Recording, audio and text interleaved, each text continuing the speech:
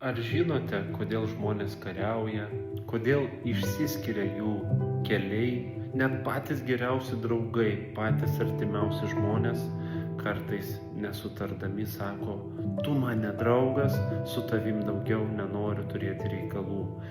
Viena iš priežasčių, kodėl taip yra štai tokia, kad mes, žmonės, nemokame spręsti problemų ir nuo jų bėgame.